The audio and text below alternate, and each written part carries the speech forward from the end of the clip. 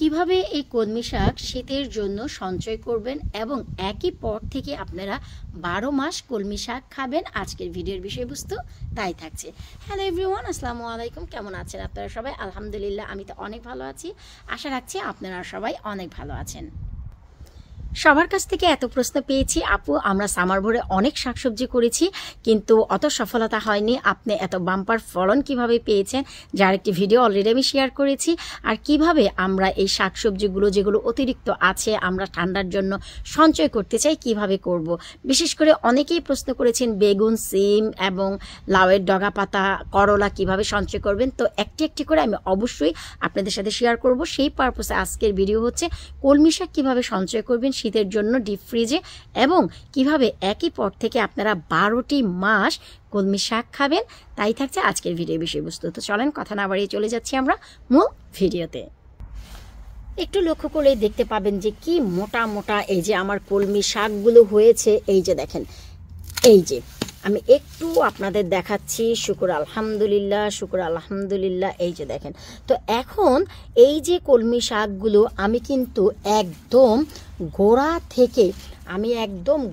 থেকে সবগুলো, এই যে একদম গোড়া থেকে সবগুলো কেটে ফেলবো, কারণ আমি কিন্তু এই যে এই পটটি আর ঘরের ভিতর রাখবো না, তাই গোড়া থেকেই কেটে ফেলছি। এই যে দেখেন, তো এইভাবে করে আপনারাও কি করবেন, গোড়া থেকে কেটে ফেলবেন যদি এই পট থেকে আপনারা আর কলমি শাক খেতে না চান। যেহেতু সামার শেষ হয়ে গেছে সেহেতু আমাদের কিন্তু আর প্রয়োজন নেই, কিন্তু যারা 12 মাস এই পট থেকে কলমি শাক খেতে চান, যারা শীতের দেশে আছেন, তাদের দ্বারা এটা একটিভাবেই সম্ভব হবে। এই পটটি ধরে আপনাদের ঘরে যদি অল্প কিছু জায়গা থাকে সেখানে রেখে দেন, এবং কলমি শাক এই যে দেখেন আপনারা সাইড থেকে যে ব্রাঞ্চগুলো আছে এই ব্রাঞ্চগুলো রেখে মাথা থেকে কেটে নেন। এই যে ঘরে রাখার পর এই সাইডের শাকগুলো আবার আপনাদের শীতের ভিতরে বড় হবে, যেগুলো আপনারা খেতে পারবেন। এত চমৎকার করে ফলন করেছি দেখেন, মাত্র 3 দিনের ঠান্ডায়। 3 দিনের রাত্র আমাদের এখানে 8 ডিগ্রি করে পড়ছে, আর দিনে ভালো একটু রৌদ্র আসছে। তো এই 3 দিনের ঠান্ডায় দেখেন নষ্ট হয়ে যাচ্ছে, তো আরও নষ্ট হওয়ার আগে আমি এই কাজটি করতে যাচ্ছি। অবশ্যই আপনাদের যাদের জায়গা আছে আপনারা যে কাজটি করতে পারেন, আপনারা পটটি ধরে আপনাদের আঙ্গিনার একটি পাশে, ঘরের একটি পাশে রেখে দিবেন। এতে করে আপনারা শীত ভরে খেতে পারবেন। আবার পরবর্তী সামারে এই পটটি ধরে বাইরে এনে দিলেই 12 মাস এক পটের থেকে আপনারা কলমি শাক খেতে পারবেন, কোনো সমস্যা হয় না। নতুন করে বারবার ফলনের একদমই প্রয়োজন হয় না। এই তো আলহামদুলিল্লাহ আমি সবগুলো কলমি শাক একদম তুলে নিলাম। এই যে দেখেন আমার পানিতে যা ছিল সেইগুলো প্লাস আমার এই পটে যা ছিল সব আমি তুলে নিলাম। এই যে দেখেন, এখন হচ্ছে এই পটটি আমি পরবর্তী বছরের জন্য প্রিপেয়ার করব। কিভাবে করব অবশ্যই তো আপনাদের সাথে শেয়ার করতে থাকবো ইনশাল্লাহ। সো এখন হচ্ছে এই কলমি শাকগুলো কিভাবে প্রসেস করব, চলেন আপনাদের সাথে সেটাই শেয়ার করি। এই তো কলমি শাকগুলো আমি ঘরে এনে ভালো করে কেটে ধুয়ে পরিষ্কার করে অনেক ছোট ছোট টুকরো করে এই যে এখন স্টিম করে নিব। আমি একই শাক দুটি পাত্রে কেন দিয়েছি আপনারা বলতে পারেন? অনেক সময় দেখা যায় যে অনেক পরিমাণে সবুজ জিনিস যদি একসাথে রান্না করা হয় তাহলে সবুজ কালারটি নষ্ট হয়ে হলুদ হয়ে যায়, কারণ সবুজ জিনিস থেকে সবুজ শাকসবজি থেকে এক ধরনের টক্সিক কেমিক্যাল বের হয়, প্রত্যেকটা খাবার থেকেই বের হয়, কিন্তু সবুজ শাকসবজি থেকে যেটা বের হয় পরিমাণে একসাথে অনেক রান্না করলে সেই কেমিক্যালের নিজস্ব চাপে এরা কালারটি চেঞ্জ করে হলুদ বানিয়ে ফেলে। এই জন্য যখন রান্না করবেন তখন কি পদ্ধতি অবলম্বন করলে কালারটি সবুজ থাকবে সেটা আমি বলে দিব।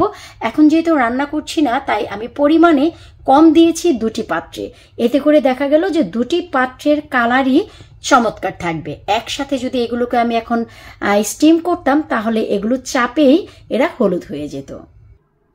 এই তো আলহামদুলিল্লাহ আমাদের কলমি শাকগুলো আমরা সবগুলো স্টিম করে নিয়েছি। একটু লক্ষ্য করলে দেখতে পাবেন আমাদের শাকগুলো কিন্তু একদমই সবুজ আছে। আর আমি কিন্তু দুটি পাত্রের শাক দুটি পাত্রে ঢেলেছি যেন একসাথে চাপাচাপি হয়ে হলুদ হয়ে না যায়। আর এমন একটি পাত্রে আমি দিয়েছি যে একেবারে ওভারঅল সব সাইড থেকে ফাঁকা আছে, যেন চতুর্দিক থেকে হাওয়া বাতাস গিয়ে খুব দ্রুত এটা ঠান্ডা করে ফেলে। যদি ঠান্ডা হতেও সময় লাগে তাহলে এই যে শাকের ভাবেও কিন্তু শাকটা অনেক সময় হলুদ হয়ে যায়। তো একটু নাড়াচাড়া করে আপনারা অতিরিক্ত ভাবটি কমিয়ে নেবেন, এতে করে খুবই দ্রুত এটি ঠান্ডা হয়ে যাবে। আর আমি যে কেমিক্যালটির কথা বললাম, আমাদের প্রত্যেকটি খাবারেই অনেক ধরনের কেমিক্যাল বের হয়, যেটা আমাদের শরীরের জন্য ক্ষতি না, কিন্তু সবুজ জাতীয় সবজিগুলোর ভিতর থেকে যে কেমিক্যালটা বের হয় সেটা কি করে সবুজ শাক সবজিগুলোকে হলুদ বানিয়ে ফেলে। যেমন কি অনেক সময় দেখা যায় যে কচু শাক রান্নার সময় বা পালং শাক ব্লেন্ড করে রান্নার সময় কিছুটা হলদেটে ভাব হয়ে যায়।